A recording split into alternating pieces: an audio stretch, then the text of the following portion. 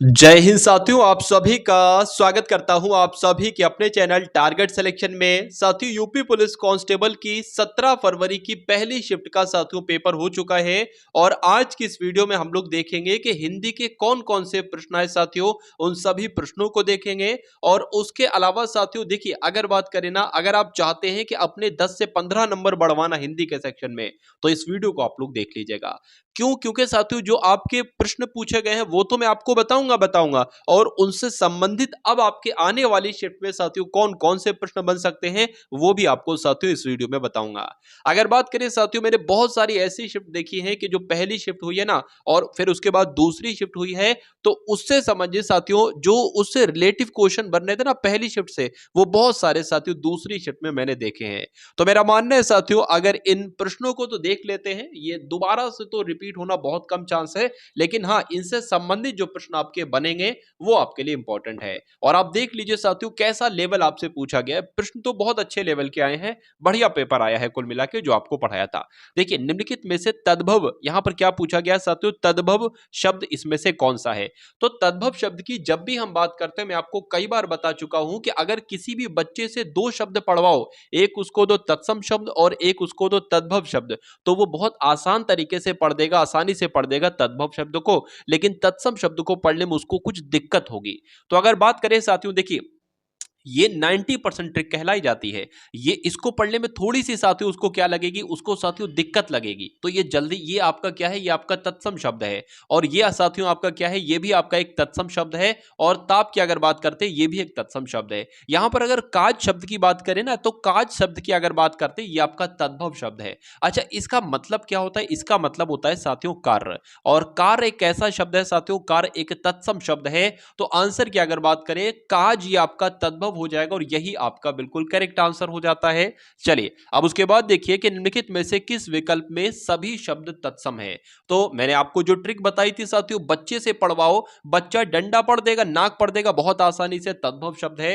पलंग भी पढ़ देगा, नीला भी पढ़ देगा, बहुत आसान है, तद्भव शब्द है। कुम्हार भी पढ़ देगा, गधा भी पढ़ देगा, लेकिन स्वर्णकार उसको पढ़ने में कुछ दिक्कत आएगी साथियों, दिक्कत आएगी। तो ये वाले आपके कैसे शब्द हो जाएंगे साथियों, ये वाले आपके तत्सम शब्द हो जाएंगे। और नव को पढ़ने में कहीं ना कहीं उसे दिक्कत आएगी बच्चे को, तो ये आपके कैसे शब्द हो जाएंगे साथियों, तत्सम शब्द हो जाएंगे।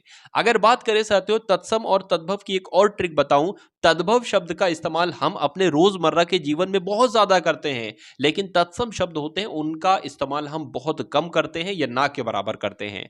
तो कुल मिला के साथियों उम्मीद करता हूं ये बात आप समझ गए होंगे। देखिए, इसकी ट्रिक मैं आपको बहुत अच्छे से बताऊंगा। मैं आपको अभी बताने वाला हूं कि पूर्व उत्तर के बीच की दिशा को क्या कहा जाता है। ये तो अब प्रश्न आ गया साथियों, ये तो प्रश्न हो गया, अब ये नहीं आएगा। अब आपसे पूछा जा सकता है कि दक्षिण और पश्चिम की दिशा के बीच की दूरी को क्या कहा जा सकता है। आपसे पूछा जा सकता है कि उत्तर और पश्चिम के बीच की दिशा दूरी को क्या कहा जाता है। तो ये मैं आपको साथियों बताने वाला हूं। देखिए, यहां पर अगर हम लोग बात करें, नलिन और राजीव शब्द निम्नलिखित में से किस शब्द के पर्यायवाची हैं, ये साथियों आपसे पूछा गया था, तो आप लोग ध्यान रखेंगे ये कमल के पर्यायवाची हैं। अच्छा, कमल के और भी तो पर्यायवाची आपसे पूछे जा सकते हैं। तो कमल को साथियों क्या कहा जाता है? कमल को पंकज कहा जाता है। क्या कहा जाता है? पंकज कहा जाता है। उसके अलावा साथियों कमल को आप लोग ध्यान रखेंगे कज कहा जाता है। और अगर बात करें, मैं आपको एक ट्रिक बता रहा हूं साथियों कमल की, कमल कहां पर रहता है? कमल एक तरीके से जल में रहता है। तो जिन शब्दों के अंत में साथियों जा आ जाए, क्या आ जाए, जिन शब्दों के अंत में जा आ जाए, वो आपके साथियों कमल के पर्यायवाची होंगे। जैसे कि मैंने आपको बताया साथियों, पंकज बताया तो अंत में जा आ रहा है। मैंने आपको साथियों जलज बताया, अंत में क्या आ रहा है? जा आ रहा है। मैंने आपको साथियों सरोज बताया, अंत में क्या आ रहा है? जा आ रहा है। ये आपको ध्यान रखना। उसके अलावा नीरज की अगर बात करें, नीरज भी आपका अंत में जा है, तो ये कमल का पर्यायवाची हो जाएगा। अंबुज की अगर बात करें साथियों, ये भी क्या हो जाएगा? ये कमल का पर्यायवाची हो जाएगा। उसके अलावा वारिज की अगर बात करते हैं, ये भी आपका साथियों कमल का ही पर्यायवाची हो जाएगा। ठीक है ना? और 3 लड़कों के नाम मैं आपको बता रहा हूं, वो भी कमल के पर्यायवाची होते हैं। कौन कौन? ये आपके हो सकता हो दोस्त भी हो। एक तो उत्पल, ये भी कमल का पर्यायवाची है। और अगर बात करें राजीव, ये भी आपका कमल का ही पर्यायवाची है। ठीक है ना? और उसके अलावा अगर बात करें अरविंद, ये भी आपका कमल का पर्यायवाची है। तो कुल मिला के अगर बात करें, जिस शब्द के अंत में जा आए, मतलब देखिए जो शब्द के अंत में जाएगा, और ये ट्रिक है एक तरीके से, आप पहचान जाओगे। ठीक है, अभी ये पूछा गया, हो सकता हो अब वो वाला जा वाला ट्रिक आपसे पूछ लिया जाए। ठीक है, और 3 लड़कों के नाम उत्पल, राजीव, अरविंद, ये साथियों कमल के पर्यायवाची हैं। तो कुल मिला के अगर आपका आंसर यहां पर ए था तो बिल्कुल करेक्ट था। उसके अलावा साथियों देखिए अग्नि के भी आपसे पर्यायवाची पूछे जा सकते हैं। तो अग्नि के आप लोग ध्यान रखेंगे, अग्नि के कौन कौन से पर्यायवाची साथियों आपसे पूछे जा सकते हैं। देखिए आप लोग ध्यान रखेंगे, अग्नि का पर्यायवाची होता है साथियों पावक होता है। उसके अलावा ज्वाला जो होता है ना, ज्वाला साथियों अग्नि का ही पर्यायवाची होता है। अनल की अगर बात करते हैं साथियों, अनल भी आपका अग्नि का ही पर्यायवाची होता है और आग भी अग्नि का ही पर्यायवाची होता है। उसके अलावा साथियों जो वैश्नावर होता है ना, वैश्नावर, वैश्नावर भी साथियों आपको ध्यान रखना है वैश्वानर होता है एक तरीके से, ठीक है। वैश्वानर होता है, क्या होता है, वैश्वानर होता है। ये किसका पर्यायवाची होता है, वैश्वानर। ये साथियों आपको ध्यान रखना है आग का पर्यायवाची होता है। उसके अलावा कृषाणु है और धूमकेतु है, ये सब साथियों किसके पर्यायवाची होते हैं, दहन है, ये सब अग्नि के ही पर्यायवाची होते हैं। ये आप लोग ध्यान रखेंगे। उसके अलावा एक मैं आपको और बता देता हूं साथियों, चंद्रमा का पर्यायवाची आप लोग ध्यान रखेंगे। सिर्फ मैं वही आपको बता रहा हूं जो अब आपको साथियों देखने को मिलेंगे। चंद्रमा की जब पर्यायवाची का अगर हम बात करते हैं तो सोम आपको ध्यान रखना है, सोम सुधांशु, क्या सोम सुधांशु साथियों किसके पर्यायवाची हैं, सोम सुधांशु आप लोग के चांद के पर्यायवाची हैं, चंद्रमा के पर्यायवाची हैं। उसके अलावा सोम सुधांशु और सुधाकर की अगर बात करें, ये किसका पर्यायवाची है, ये भी साथियों चंद्रमा का पर्यायवाची, आप लोग ध्यान रखेंगे। उसके अलावा अगर बात करें निशाकर या शशि, क्या निशाकर की अगर बात करें या शशि की बात करें तो ये साथियों किसके पर्यायवाची हैं, चंद्रमा के पर्यायवाची। इतना आपको ध्यान रखना है। अब उसके बाद देखिए साथियों, यहां पर प्रश्न आपसे पूछा यह गया था कि पूर्व और उत्तर के बीच की दिशा को क्या कहा जाता है साथियों, तो इसको ईशान कहा जाता है। क्या कहा जाता है, ईशान कहा जाता है। तो आपसे क्या पूछा गया साथियों कि उत्तर और पूर्व के बीच की दिशा को क्या कहा जाता है, ईशान कहा जाता है। ये तो हो गया, लेकिन अब आपसे पूछा जा सकता है कि पूर्व और दक्षिण के बीच की दिशा को क्या कहा जाता है साथियों, अग्नि कहा जा सकता है।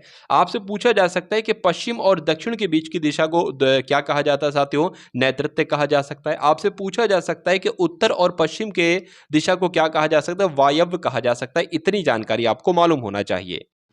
उसके बाद देखिए साथियों, आपसे यहां पर पूछा गया था, एक प्रश्न आया था कि किस विकल्प में शब्द श्रुति सम, देखिए श्रुति का मतलब होता है और सुनने, मतलब श्रुति मतलब होता है सुनने में, और सम मतलब समान, यानी कि सुनने में समान लगे लेकिन उनके अर्थ जो हो ना, उनके अर्थ भिन्न भिन्न हो। तो इसमें से कौन सा आपको लग रहा है, बताने की कोशिश कीजिए। देखिए विष और विष एक ही सा है, लेकिन ये इसके मतलब नहीं है साथियों। क्यों, क्योंकि विष का मतलब होता है जहर, तो ये गलत हो जाएगा। अगर बात करें यहाँ पर शशधर लिखा और यहाँ पर शशिधर लिखा हुआ है, सुनने में समान है कि अर्थ भी सही है।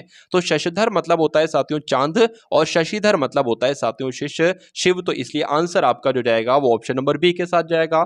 उसके बाद देखिए साथियों, यहां पर अगर बात करें कि निम्नलिखित में से किस विकल्प में शुद्ध वाक्य है, अभी आप लोग देखिएगा साथियों, कुछ ऐसे क्वेश्चंस आएंगे जिनसे संबंधित कुछ क्वेश्चंस आपसे बन सकते हैं आने वाली शिफ्ट में। तो उन क्वेश्चन को भी साथियों आप लोग अवश्य देखिएगा, जरूर देखिएगा। मेरा मानना है साथियों कुछ नहीं 10 नंबर तो इस क्लास से आप लोग लेकर जाएंगे। चलिए, तो लड़के अध्यापक को प्रश्न पूछते हैं किस विकल्प में शुद्ध, कौन सा विकल्प शुद्ध वाक्य है, तो ये तो गलत साथियों लग रहा है। 10 बजने को 15 मिनट है, ये भी गलत है। दीन दुर्बलों को प्यार करना मानवता है, दीन दुर्बलों को प्यार करना मानवता है, या वह ऑफिस में बैठा मेरी प्रतीक्षा कर रहा है। तो यहां पर साथियों अशुद्ध वाक्य की अगर बात करते हैं तो ये सी वाला जो है ना आपका, ये साथियों कैसा वाक्य हो जाएगा, ये शुद्ध वाक्य हो जाएगा। आंसर आपका सी के साथ जाएगा। अब उसके बाद देखिए साथियों, अगला प्रश्न आपकी स्क्रीन पर है कि निम्नलिखित में से पुल्लिंग शब्द का आपको चयन करना है। देखिए मैंने आपको एक ट्रिक बताई थी कि कभी भी आपको पुल्लिंग शब्द ढूंढना हो तो उसमें क्या लगाकर देख लेना, कैसा लगाकर देख लेना। अगर किसी भी शब्द में कैसा आ रहा है तो वो पुल्लिंग है, अगर किसी भी शब्द में साथियों कैसी आ रहा है तो वो क्या होगा, स्त्रीलिंग होगा। तो अगर बात करें साथियों यहां पर आपका क्या राइट आंसर हो सकता है, देखिए और बताइए। देखिए बताइए, पराधीनता कैसी है, ये स्त्रीलिंग हो जाएगा। मुद्रिका कैसी है, ये आपका स्त्रीलिंग हो जाएगा। अजवायन कैसी है, स्त्रीलिंग हो जाएगा। बिहार कैसा है, ये आपका क्या हो जाएगा, पुल्लिंग हो जाएगा। यानी कि आंसर जो आपका जाएगा वो ऑप्शन नंबर ए के साथ जाएगा। भाई बहुत बढ़िया, वेरी गुड क्लास। उसके बाद देखिए अगले नंबर का प्रश्न है, निम्नलिखित में से किस शब्द का प्रयोग एक वचन में होता है। देखिए आपकी शिफ्ट में ये प्रश्न साथियों पूछा गया, तो यहां पर आप लोग ध्यान रखेंगे। पहला पॉइंट में आपको बता देता हूं साथियों, जो सोना होता है ना, सोना जो जेबरात वाला सोना होता है, आप लोग ध्यान रखेंगे इसका प्रयोग एक वचन में होता है। अब आपसे साथियों एग्जाम में क्या पूछा जाएगा, आपसे पूछा जाएगा कि निम्नलिखित में से कौन सा ऐसा शब्द है जिसका प्रयोग हमेशा एक वचन में होता है।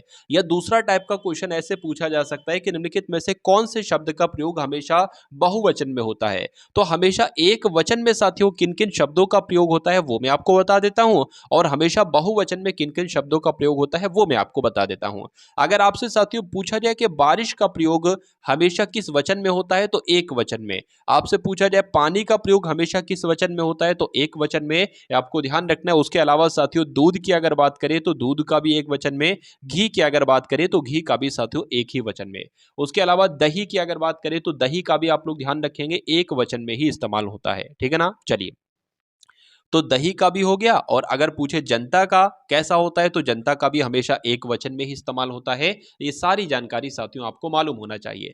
अब हम लोग यहां पर बात कर लेते हैं साथियों बहुवचन में, कि बहुवचन में हमेशा कौन कौन से शब्दों का प्रयोग होता है। तो अगर साथियों इस टाइप से क्वेश्चन आपसे पूछ लिया जाए ना, तो आपका छूट नहीं सकता। तो आप लोग ध्यान रखेंगे, हस्ताक्षर का हमेशा साथियों बहुवचन में इस्तेमाल किया जाता है। उसके अलावा आंसू का हमेशा साथियों बहुवचन में ही इस्तेमाल किया जाता है। दर्शन शब्द का हमेशा साथियों बहुवचन में इस्तेमाल किया जाता है। उसके अलावा अगर बात करें प्राण है, प्राण का भी साथियों बहुवचन में। दाम की अगर बात करें, दाम का भी बहुवचन में। और लोग शब्द की अगर बात करें, लोग शब्द का भी इस्तेमाल हमेशा बहुवचन में किया जाएगा। तो आप लोग ध्यान रखेंगे साथियों, ये 2 पॉइंट मैंने आपको बताए। तो किस शब्द का प्रयोग एक वचन में होता है साथियों, सोने शब्द का प्रयोग एक वचन में होता है। क्यों? क्योंकि हस्ताक्षर मैंने आपको बताया बहुवचन में इस्तेमाल होता है, ये आ रहा। दर्शन मैंने आपको बताया बहुवचन में इस्तेमाल होता है, ये रहा। प्राण मैंने आपको साथियों बताया बहुवचन में इस्तेमाल होता है। तो कुल मिला के जिन लोगों ने भी सोना लगाया था बिल्कुल सही था, लेकिन जिस बच्चे का ये पेपर है वो साथियों दर्शन लगा कर आया था। तो ये होता है साथियों एनालिसिस का फायदा, ठीक है। ये सारे क्वेश्चन साथियों आप लोग देखिए, और इन क्वेश्चन से रिलेटिव जो पॉइंट मैं आपको बता रहा हूं, जो बातें मैं आपको बता रहा हूं, बस उनको आपको अब ध्यान करके जाना है। पेपर आपका साथियों बहुत बेहतरीन, बहुत शानदार होगा। चलिए, हे ईश्वर दया करो, रेखांकित शब्द आप लोग देख पा रहे हैं ना, इसमें कौन सा कारक है, ये आपसे साथियों पूछा जा रहा है, बताइए। देखिए, अगर बात करें साथियों संप्रदान, अगर किसी वाक्य में साथियों के लिए आ जाए, क्या आ जाए, के लिए आ जाए, और पूछा जाए इसमें कौन सा कारक है, तो संप्रदान कारक मार देना। अगर साथियों किसी वाक्य में आपको को दिख जाए, क्या को शब्द दिख जाए, जैसे कि राम को रोहन ने मारा, तो वहां पर कर्म कारक होगा। अगर आपको साथियों किसी वाक्य में से कारक दी जाए, तो वो आपका साथियों कर्ण कारक होगा। ये आप लोग साथियों ध्यान रखें। लेकिन अगर आपको साथियों इस टाइप का दिख रहा है कि हे ईश्वर दया करो, इसमें साथियों संबोधन कारक होगा। ये बात आपको साथियों ध्यान रखना है। चलिए, अब उसके बाद देखिए साथियों, ये कौन सा 47वें नंबर का प्रश्न था, और अब 48वें नंबर का साथियों प्रश्न आपकी स्क्रीन पर आ गया है। बहुत आसान आसान से भी प्रश्न पूछे गए हैं। मैंने आपको बताया था साथियों, देखिए 3 तरह के प्रश्न पूछे जाएंगे। एक तो सिंपल प्रश्न पूछा जाएगा, उसके अलावा मॉडरेट टाइप के क्वेश्चन पूछे जाएंगे, और कुछ प्रश्न साथियों 2-3 क्वेश्चन आपसे हाई लेवल के पूछे जा सकते हैं, ठीक है। उसके बाद देखिए साथियों, पूछा गया था कि चिल्लाहट में कौन सा प्रत्यय है। तो चिल्लाहट में साथियों बच्चे ने लगाया था हट प्रत्यय है, जो कि गलत है साथियों। इसमें कौन सा प्रत्यय, इसमें आहट प्रत्यय है। तो आज तो आपसे साथियों पूछा गया कि चिल्लाहट में कौन सा प्रत्यय है, तो आपने बताया आहट प्रत्यय है। लेकिन कल को आपसे पूछा जा सकता है कि गर्माहट में कौन सा प्रत्यय है, तो आहट है। आपसे पूछा जा सकता है कि चिकनाहट में कौन सा प्रत्यय है, तो आहट है। उसके अलावा साथियों आप लोग ध्यान रखेंगे, थकावट में अगर आपसे पूछा जाए तो आवट आपको बताना है। रुकावट में कौन सा प्रत्यय है, तब भी आपको आवट बताना है। और लिखावट में साथियों कौन सा प्रत्यय है, तब भी आपको आवट बताना है। अगर आपसे पूछ लिया जाए घुमाव में कौन सा प्रत्यय है, तो आपको क्या बताना है, आव बताना है। चुनाव में कौन सा प्रत्यय है, तो आपको आव बताना है। तो इतने भी साथियों आपको ध्यान रखना है। उसके बाद देखिए साथियों, अभिभाषण शब्द में आपसे पूछा गया था कि उपसर्ग कौन सा है। तो साथियों जब इसकी संधि विच्छेद करें ना, तो क्या क्या शब्द निकल कर आएंगे। एक तो साथियों अभि शब्द निकल कर आ जाएगा, और उसके अलावा साथियों आपका क्या निकल कर आ जाएगा, भाषण निकल कर आ जाएगा। तो उपसर्ग पूछा है साथियों, अभी हो जाएगा, आंसर आपका जाएगा ऑप्शन नंबर बी के साथ। उसके बाद देखिए साथियों, एक ये क्वेश्चन पूछा गया था कि रक्त रंजित शब्द में कौन सा समास है, बताइए। देखिए, यहां पर साथियों अगर बात करिए कि रक्त रंजित यानी कि रक्त से रंजित, क्या रक्त से रंजित की यहां पर साथियों बात की गई है। तो रक्त से रंजित की जब हम बात करते हैं ना, तो यहां पर देखिए तत्पुरुष है, और कौन सा तत्पुरुष समास है, कर्ण तत्पुरुष समास है साथियों। आंसर आपका जाएगा ऑप्शन नंबर डी के साथ, और जिनका आंसर यहां पर ऑप्शन नंबर डी है, तो बिल्कुल करेक्ट हो जाता भाई, बहुत बढ़िया। Very good class. चलिए साथियों, क्लास को अगर आपने लाइक ना किया हो तो क्लास को आप सभी लोग लाइक कर देंगे। अगर चैनल पर साथियों नए हैं तो चैनल को भी साथियों जरूर सब्सक्राइब कर लेंगे। अब मैं आपको और कुछ बता देता हूं। देखिए, द्विगु समास का अगर कोई शब्द आपसे दिया जाएगा तो उसमें पहला पद साथियों क्या होगा, संख्यावाचक होगा। ये आपको ध्यान रखना है।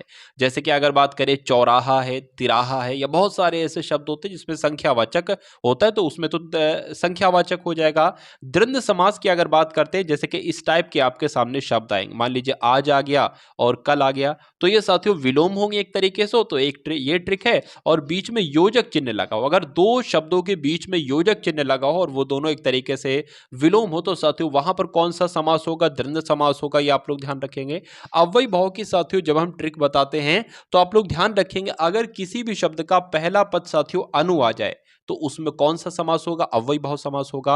जैसे कि अनुकार आ सकता है। अगर किसी भी शब्द का पहला पद साथियों प्रति आ जाए, जैसे कि प्रतिकार, तो कौन सा समास होगा, उस शब्द में साथियों अव्ययी भाव समास होगा। अगर किसी भी शब्द का पहला पद बड़ा आ जाए या किसी भी शब्द का पहला पद साथियों उप आ जाए तो आपको ध्यान रखना है साथियों क्या होगा, अव्ययी भाव समास ही होगा। उसके अलावा और कुछ आपसे साथियों पूछा आपसे जाएगा कि रातों रात में कौन सा समास है। क्या आपसे पूछा जाएगा साथियों रातों रात में कौन सा समास है, तो अव्ययी भाव समास होगा। आपसे पूछा जाएगा कि धीरे धीरे शब्द में कौन सा समास है, धीरे धीरे शब्द में कौन सा समास है, तो आपको क्या बताना है, अव्ययी भाव बताना है। देखिए, अब योजक चिन्ह यहां पर भी था और योजक चिन्ह यहां पर भी था, लेकिन अगर शब्द रिपीट हो रहे हो, सेम शब्द रिपीट हो रहे हैं तो वहां पर अव्ययी भाव समास होगा। लेकिन विलोम शब्द आ रहे हैं और योजक चिन्ह लगा हो तो वहां पर साथियों द्वंद्व समास होगा।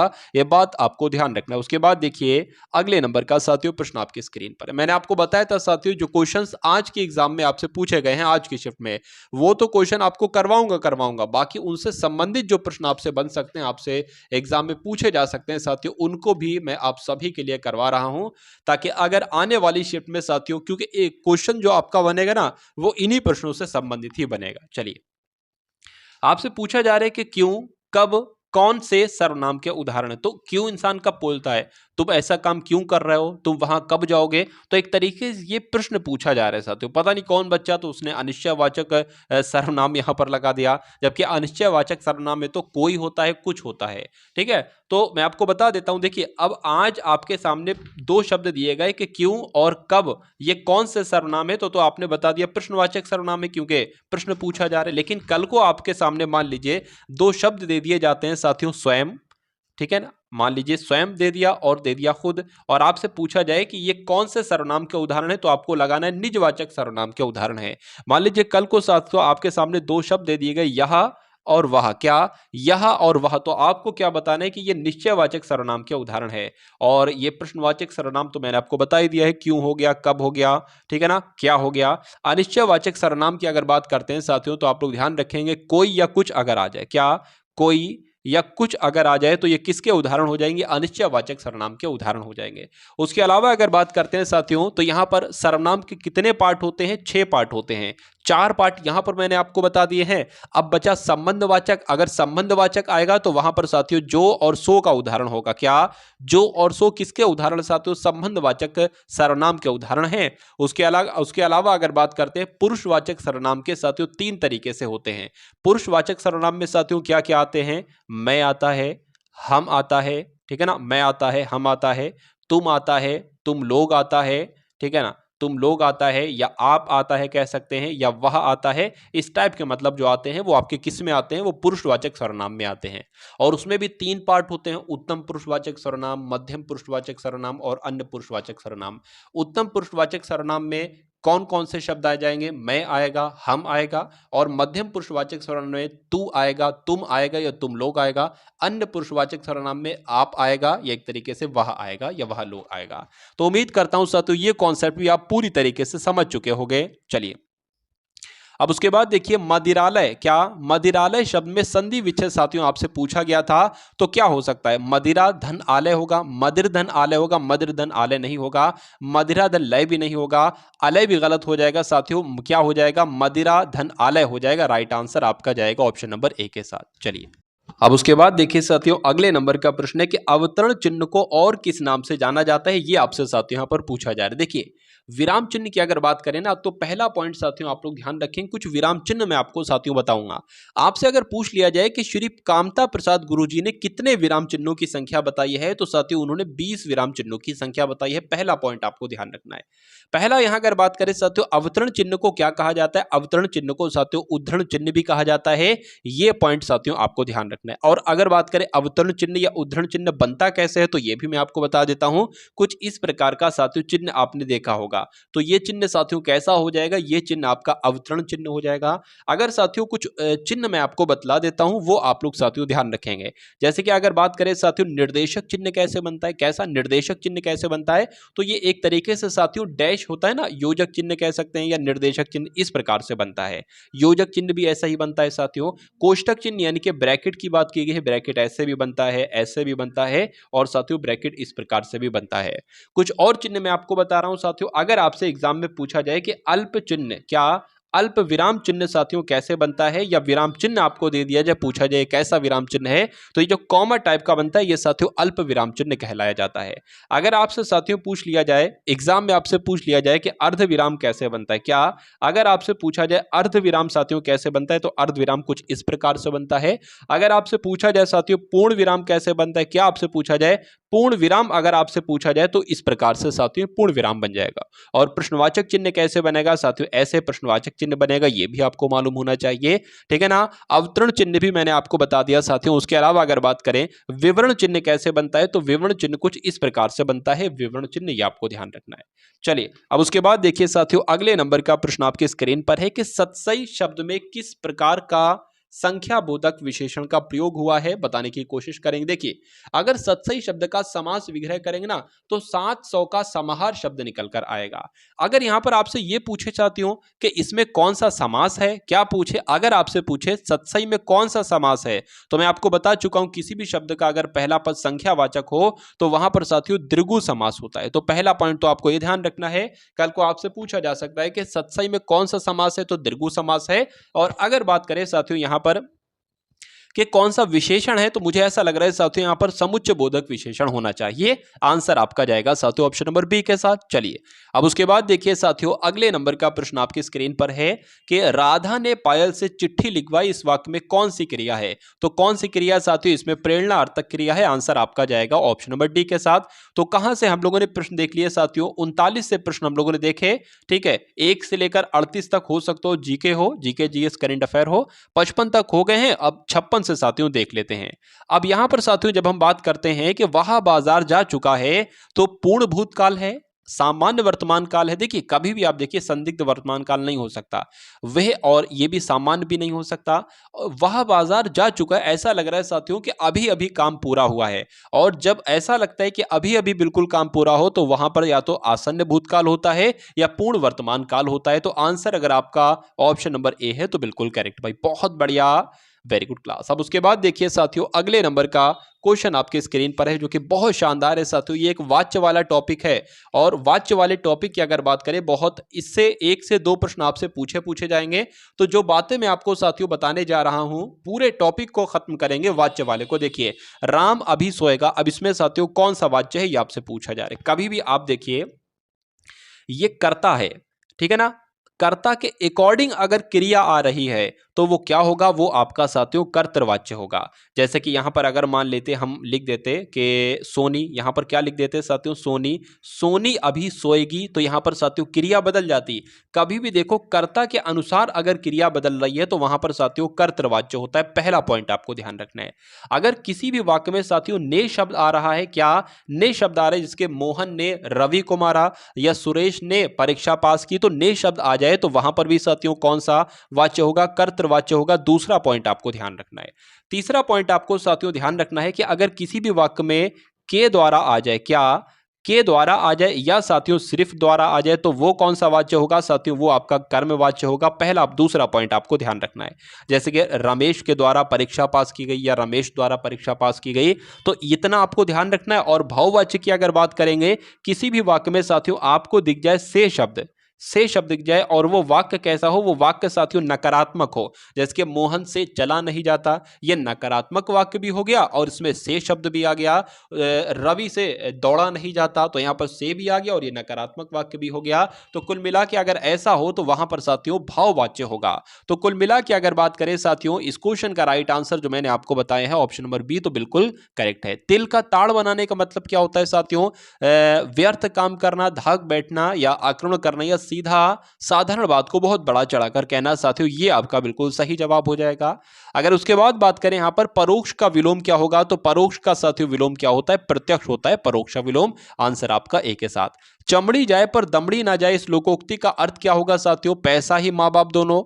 अत्यधिक कंजूस होना, जो साथियों बहुत ज्यादा कंजूस होता है ना, उसको कहा जाता है चमड़ी जाए पर दमड़ी ना जाए। आंसर आपका जाएगा ऑप्शन नंबर बी के साथ भी। बहुत बढ़िया, वेरी गुड क्लास। क्रोध किस रस का स्थायी भाव है? अब आपसे साथियों ये पूछा जा रहा है। तो अगर बात करें क्रोध किस रस का स्थायी भाव है साथियों, आपसे ये एग्जाम में पूछा गया था, तो आप साथियों क्या बता सकते हो? तो क्रोध स्थायी भाव की अगर बात करें किसका है? रौद्र रस का है। आंसर साथियों जिसने भी ऑप्शन नंबर सी चुना था तो बिल्कुल करेक्ट चुना था। अब आपसे साथियों एग्जाम में आपसे क्या क्या पूछा जा सकता है इस टाइप के साथियों, जो अभी साथियों एक क्वेश्चन बना है, अब आने वाली शिफ्ट में तो बन सकता है। आपसे पूछा जा सकता है साथियों श्रृंगार रस का क्या। अगर आपसे साथियों पूछ लिया जाए कि श्रृंगार रस का स्थायी भाव क्या होता है, तो आपको साथियों क्या बताना है, बताइए एक बार। चलिए, तो क्या बताओगे साथियों फटाफट? देखिए वीडियो को जिन लोगों ने भी साथियों लाइक ना किया हो, वीडियो को आप सभी लोग लाइक कर दीजिए और जिन लोगों ने चैनल को सब्सक्राइब ना किया हो, चैनल को जरूर सब्सक्राइब कर दीजिए। चलिए, तो श्रृंगार रस की अगर बात करते हैं, या तो साथियों प्रेम आ जाएगा, या अगर ऑप्शन में साथियों रति आ जाए तो रति लगा देना। अगर आपसे साथियों पूछा जाए कि हास्य रस का स्थायी भाव क्या होता है, तो हास्य रस का स्थायी भाव क्या होता है? हास होता है। अगर आपसे पूछा जाए साथियों करुण रस का स्थायी भाव क्या होता है, तो करुण रस का स्थायी भाव साथियों क्या होता है? शोक होता है। अगर आपसे साथियों पूछ लिया जाए कि रौद्र रस का स्थायी भाव क्या होता है, तो रौद्र रस का स्थायी भाव मैं आपको बता चुका हूं साथियों, क्रोध होता है। ठीक है ना, क्रोध होता है। अगर भयानक रस का स्थायी भाव पूछा जाए तो भय बताना है। विभत्स रस का स्थायी भाव पूछा जाए तो जुगुप्सा या घृणा बताना है। अद्भुत रस का स्थायी भाव आपसे पूछा जाए तो विस्मय आपको या आश्चर्य बताना है। और शांत रस का क्या होगा? निर्वेद हो सकता है।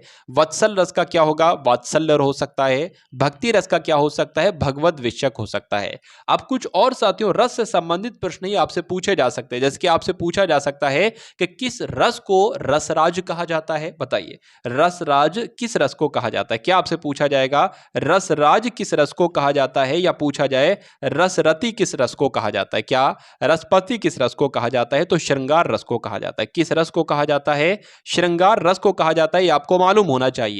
और ऐसा किसने कहा साथियों, ये पूछ लिया जाए तो ऐसा साथियों भोजराज ने कहा। किसने? रसराज रसपति किस रस को कहा जाता है? श्रृंगार रस को कहा जाता है। किसने ऐसा कहा? तो भोजराज ने कहा। यह आपको साथियों मालूम होना चाहिए। नाटक में रस कितने माने जाते हैं? तो 8 माने जाते हैं। ये भी आपको साथियों मालूम होना चाहिए। ठीक है ना। चलिए, अब अगर बात करें रस संप्रदाय के प्रवर्तक किसको माना जाता है साथियों, तो भरत मुनि को क्या माना जाता है? आप लोग नाम इनका ध्यान रखेंगे। भरत मुनि को ही साथियों क्या माना जाता है? रस संप्रदाय का प्रवर्तक माना जाता है, या रस शास्त्र का प्रवर्तक भी हम लोग यहां पर कह सकते हैं। चलिए, अब अगर बात करते हैं साथियों अगले नंबर के प्रश्न की, यहां पर आपके सामने है कि सोरठा के द्वितीय और चतुर्थ चरण में कितनी कितनी मात्राएं होती। देखिए, जब हम यहां पर बात करते हैं ना सोरठा के, तो 4 तरीके से एक तरीके से चरण होते हैं। ये एक चरण हो गया, ये आपका दूसरा चरण हो गया, ये आपका तीसरा चरण हो गया, ये आपका चौथा चरण हो गया। तो अगर बात करें साथियों दूसरे चरण और चौथे चरण की बात की गई है, यानी कि सम चरणों की बात की गई है। अगर ये दूसरा और चौथा नहीं लिखा होता, यहां पर लिखा होता सम चरणों में कितनी कितनी मात्राएं होती हैं, तो आप साथियों कितनी बताते? ध्यान रखना है साथियों 13 मात्राएं होती हैं। यानी कि 13 मात्राएं इसमें भी होंगी, 13 मात्राएं इसमें भी होंगी। लेकिन अगर आपसे ये पूछ लिया जाए कि सोरठा के पहले, प्रथम और तृतीय चरण में कितनी कितनी मात्राएं होती हैं, तो 11 मात्राएं होती हैं। या ऐसे भी पूछा जा सकता है कि सोरठा के विषम चरणों में कितनी कितनी मात्राएं होती हैं, तो 11 मात्राएं होती हैं। यह पॉइंट आपको साथियों ध्यान रखना है, आपके आने वाली शिफ्ट में आपसे पूछा जा सकता है। चलिए साथियों, पूछा जाए कि निम्नलिखित में से किस अलंकार में समान धर्म का समान धर्म का होना अनिवार्य है, तो किसकी बात चल रही है साथियों? उपमा अलंकार की बात चल रही है। आंसर आपका बी के साथ जाएगा। देखिए, अलंकार से संबंधित कुछ प्रश्न आपसे पूछे जा सकते हैं। अगर आपसे साथियों पहला पॉइंट यहां पर पूछा जाए कि अगर बात करें अलंकार के कितने प्रकार होते हैं, तो 3 प्रकार के अलंकार होते हैं। एक तो आपका साथियों कौन सा हो जाएगा? शब्द अलंकार हो जाएगा। उसके अलावा साथियों आपका अर्थ अलंकार हो जाएगा। उसके अलावा तीसरा आपका जो होगा ना साथियों, वो आधुनिक अलंकार भी कहलाया जाता है और पाश्चात्य अलंकार भी कहलाया जाता है। पूछा जाए कुल कितने अलंकार होते हैं, तो 3 प्रकार के अलंकार होते हैं। अगर आपसे यह भी पूछा जा सकता है कि कौन कौन सा अलंकार शब्द अलंकार के अंतर्गत आता है, तो अगर आपको ध्यान रखना है साथियों, जो अनुप्रास अलंकार होता है ना, क्या अनुप्रास अलंकार, ये साथियों शब्द अलंकार के अंतर्गत आता है। उसके अलावा यमक आपका जो होता है ना, यमक भी आपका साथियों शब्द अलंकार के अंतर्गत आता है। श्लेष की अगर बात करें, श्लेष अलंकार भी साथियों आपका किसके अंतर्गत आता है? शब्द अलंकार के अंतर्गत आता है। और वक्रोक्ति की अगर बात करते हैं साथियों, आपको ध्यान रखना है, वक्रोक्ति अलंकार भी शब्द अलंकार के अंतर्गत आता है और वीप्सा अलंकार भी साथियों, वीप्सा अलंकार भी किसके अंतर्गत आता है? शब्द अलंकार के अंतर्गत आता है। बाकी और जो है ना, वो आपके किसके अंतर्गत आते हैं? वो आपके साथियों अर्थ अलंकार के अंतर्गत आते हैं। जैसे बात करें साथियों, उपमा अलंकार अर्थ अलंकार के अंतर्गत आएगा। उसके अलावा आपको ध्यान रखना है साथियों, उत्प्रेक्षा अलंकार है, रूपक अलंकार है, अतिशयोक्ति अलंकार है या भ्रांतिमान अलंकार, ये सारे के सारे साथियों अर्थ अलंकार के अंतर्गत ही आएंगे। चलिए अब उसके बाद देखिए साथियों, अगला प्रश्न है कि निम्नलिखित में से निम्नलिखित भाग शब्द का अनेकार्थी विकल्प नहीं है। देखिए, भाग को हम लोग क्या कह सकते हैं साथियों? एक तरीके से हमने मान लीजिए ये है, हमने इसके 3 भाग कर दिए, तो इसको हिस्सा भी कहा जा सकता है, इसको बांटना भी कहा जा सकता है, भागना भी एक तरीके से तो कह सकते हैं कि भाई हमने उसमें पार्टिसिपेट किया, यानी कि हमने उस प्रतियोगिता में भाग लिया, तो भागना भी एक तरीके से कह सकते हैं, ठीक है ना। और बांटना भी कह सकते हैं। भागना मतलब यहां पर साथियों दौड़ने वाला बताया गया है, ठीक है, दौड़ने वाला बताया गया। और हिस्से की अगर बात करें, इसके हमने 4 हिस्से कर दिए, 3 हिस्से कर दिए, या हमने मान लीजिए किसी प्रतियोगिता में हिस्सा लिया, वैसे भी तो हो सकता है ना, तो बांटना भी हो जाएगा। लेकिन ब्याज सबसे अलग यहां पर लग रहा है साथियों, और ये भाग शब्द का अनेकार्थी शब्द नहीं होगा। चलिए, ये आपके 64 तक हो गए। अब देख लेते हैं साथियों आगे यहां पर क्या है आपकी स्क्रीन पर। ये आपका साथियों गद्यांश आ गया। गद्यांश से संबंधित कुछ क्वेश्चंस यहां पर आपके सामने पूछे गए हैं, ठीक है। इनको भी साथियों अभी हम लोग देख लेंगे, ठीक है ना, इनको भी अभी हम लोग देख लेंगे। मानसरोवर किसकी रचनाओं का संकलन है? तो ये साथियों किसकी रचनाओं का संकलन है? ये मुंशी प्रेमचंद की रचनाओं का संकलन है।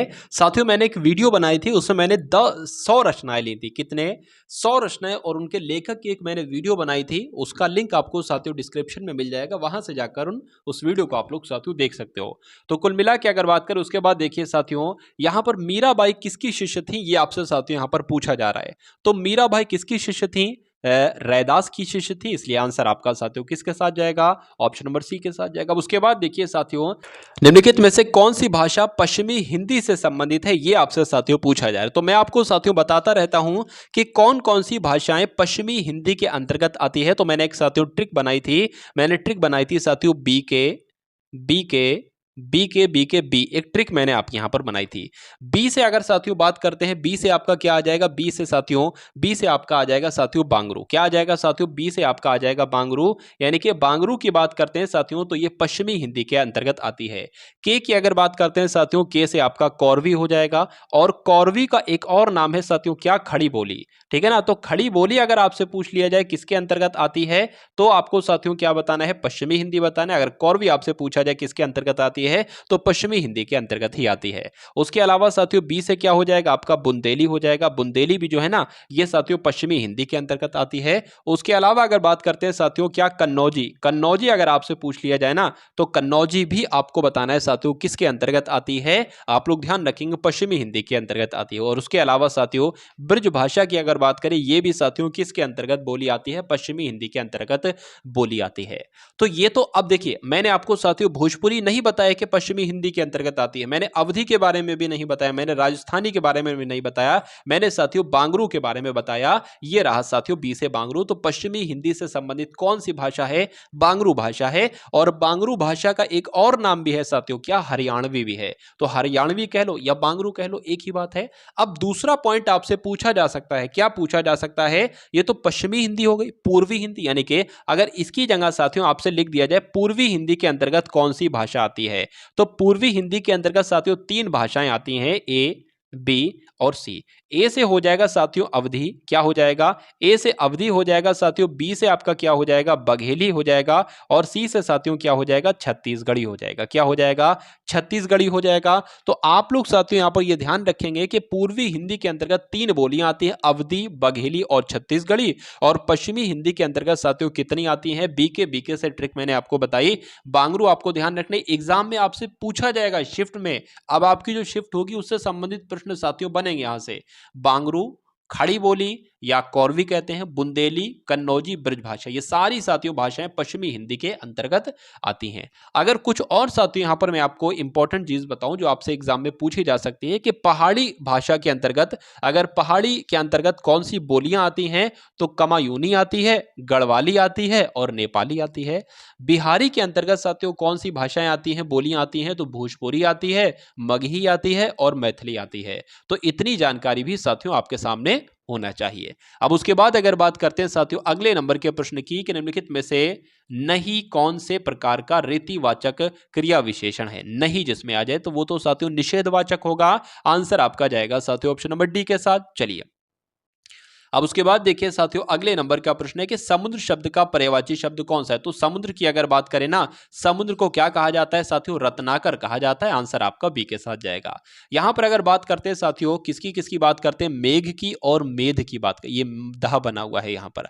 तो मेघ को हम लोग साथियों बादल कहते हैं और मेध को हम लोग साथियों यज्ञ कहते हैं। तो आंसर आपका जाएगा ए के साथ। उसके बाद देखिए जो स्त्री जो अभिनय करती है, तो जो स्त्री अभिनय करती है उसको अभिनेत्री कहते हैं, ठीक है ना, अभिनेत्री उसको कहा जाता है। आंसर आपका सी के साथ जाएगा। चलिए अगले नंबर का साथियों अगर बात करें यहां पर 76 हो गए यहां पर, ठीक है ना, 76 साथियों प्रश्न हो गए। 76 के बाद क्या और प्रश्न है, 76 के बाद साथियों और प्रश्न नहीं है। चलिए तो अब साथियों यहां पर हम लोग क्या देख लेते हैं, एक बार गद्यांश देख लेते हैं और उसके बाद साथियों देख लेते हैं इनसे संबंधित 21 लेवल का गद्यांश आया था। अभी तक मैंने इसको साथियों पढ़ा नहीं है, पहली बार मैं खुद पढ़ने जा रहा हूं, ठीक है ना। तो इसको देख लेते हैं साथियों और उसके बाद साथियों वीडियो आपका साथियों अंत हो जाएगा, वीडियो का एंड हो जाएगा। चलिए तो साथियों क्लास की अगर बात करें, चैनल पर आप अगर नए हैं तो साथियों चैनल को आप सभी लोग सब्सक्राइब करके बेल आइकन पर क्लिक कर लीजिए, ठीक है ना। चलिए तो अब यहां पर अगर बात बढ़ाएं हम कि निम्नलिखित गद्यांश को पढ़कर पूछे गए प्रश्नों का उत्तर दीजिए। बहुत ध्यानपूर्वक आपको साथियों यहां पर पढ़ना होगा। भारत भयंकर अंग्रेजी मोह की दुर्वस्था से गुजर रहा है, यानी कि भारत जो है ना ये बहुत खतरनाक अंग्रेजी मोह की दुर्वस्था से गुजर रहा है। इस दुर्वस्था का एक भयानक दुष्परिणाम ये है कि भारतीय भाषाओं के समकालीन साहित्य पर उन लोगों की दृष्टि नहीं पड़ती जो विश्वविद्यालयों के प्रायः सर्वोत्तम छात्र थे और अब शासन तंत्र में ऊंचे ओहदे पर काम कर रहे हैं, मतलब उनकी नजर नहीं पड़ती है इस व्यवस्था पर। उसके बाद लिखा है कि इस दृष्टि से भारतीय भाषाओं के लेखक केवल यूरोपीय और अमेरिकी लेखकों से ही हीन नहीं है, बल्कि उनकी किस्मत मिस्र, बर्मा, इंडोनेशिया, चीन और जापान के लेखकों की किस्मत से भी खराब है, क्योंकि इन सभी देशों के लेखकों की कृतियां वहां के अत्यंत सुशिक्षित लोग भी पढ़ते हैं। केवल हम ही हैं जिनकी पुस्तकों पर यहाँ के तथाकथित शिक्षित समुदाय की दृष्टि प्रायः नहीं पड़ती। हमारा तथाकथित उच्च शिक्षित समुदाय जो कुछ पढ़ना चाहता है उसे अंग्रेजी में ही पढ़ लेता है। यहाँ तक कि उसकी कविता और उपन्यास पढ़ने की तृष्णा भी अंग्रेजी की कविता और उपन्यास पढ़कर ही समाप्त हो जाती है और उसे यह जानने की भी इच्छा ही नहीं होती कि शरीर से वह जो समाज का सदस्य है उसके मनोभाव उपन्यास और काव्य में किस अदा से व्यक्त हो रहे हैं। तो इसके शीर्षक की अगर साथियों हम लोग बात करते हैं, इसका क्या शीर्षक हो सकता है, भारत की दुर्व्यवस्था, भारतीय शिक्षितों की दुर्व्यवस्था या भारतीय शिक्षितों का अंग्रेजी मुंह। साथियों ये सही लग रहा है, ये आपका सही हो जाएगा। कौन सा, ऑप्शन नंबर सी वाला। चलिए उसके बाद देखिए दूसरे नंबर का साथियों प्रश्न है कि भारतीय लेखकों की किस्मत खराब है। क्यों खराब है, क्योंकि वे अपनी भाषा में लिख नहीं सकते। ये तो नहीं सही है। वे अपनी भाषा के साहित्य को पढ़कर, वे अपनी भाषा के साहित्य को पढ़कर अपने समाज का हालचाल नहीं जान सकते, ये भी नहीं बिल्कुल जान सकते हैं। वे अपनी बात भारतीय शिक्षित पाठकों तक पहुंचा नहीं पाते, ये साथियों सही लग रहा है। तो आंसर आपका साथियों किसके साथ जाएगा, ऑप्शन नंबर सी के साथ जाएगा। चलिए उसके बाद देखिए साथियों और क्या है, यहां पर है 67 नंबर का प्रश्न आपके स्क्रीन पर है कि भारतीय भाषाओं के लेखक अमेरिकी, यूरोपीय तथा चीन, बर्मा, जापान के लेखकों से भी हीन है। क्यों हीन है, यह आपसे पूछा जा रहा है साथियों, क्यों हीन है बताइए। क्योंकि उनमें स्वभाव के प्रति गौरव नहीं है, या वे अंग्रेजों के मोह से ग्रस्त हैं, वे अंग्रेजों के मोह से ग्रस्त हैं, या उनके साहित्य को भारत में नहीं पढ़ा जाता, नहीं उनके साहित्य को भारत के सुशिक्षित लोग नहीं पढ़ते। ये साथियों सही है, गद्यांश के अनुसार ये आपका बिल्कुल सही जवाब हो जाता है। उसके बाद देखिए, भारत का सुशिक्षित समाज कौन सा साहित्य पढ़कर संतुष्ट हो जाता है? तो कौन सा साहित्य पढ़कर संतुष्ट हो जाता है? अंग्रेजी साहित्य पढ़कर संतुष्ट हो जाता है। आंसर आपका जाएगा बी के साथ। भारतीय भाषाओं के साहित्य के प्रति समाज के किस वर्ग में अरुचि की भावना है साथियों? तो सुशिक्षित इसका राइट आंसर हो जाएगा। क्या? सुशिक्षित। भारतीय भाषाओं के साहित्य के प्रति समाज के किस वर्ग में अरुचि की भावना है? तो सुशिक्षित। चलिए, तो कुल मिला के साथियों ये 37 के 37 प्रश्न आपने देखे हिंदी के। तो एक क्लास साथियों उम्मीद करता हूं आपके लिए बहुत लाभकारी होगी, बहुत लाभदायक होगी। तो इस क्लास के बारे में आपको साथियों बताना है कमेंट सेक्शन में, और इस वीडियो को उन सभी मित्रों तक शेयर कर देना है जिनका अब साथियों आने वाली शिफ्ट में एग्जाम है, 18 तारीख को, मतलब कुल मिला के एग्जाम है। तो प्यारे से कमेंट के माध्यम से बताइएगा क्लास आपको कैसी लगी, वीडियो को शेयर कीजिएगा, चैनल को सब्सक्राइब कीजिएगा। एक प्लेलिस्ट में आपको बता रहा हूं, उसको आप सभी लोग अवश्य देख लीजिएगा, और अपने व्हाट्सएप चैनल से भी साथियों जरूर जुड़ जाएगा, जिसका लिंक आपको डिस्क्रिप्शन में मिल जाएगा। तो मिलते हैं हम सभी लोग आने वाली वीडियो में। जय हिंद साथियों।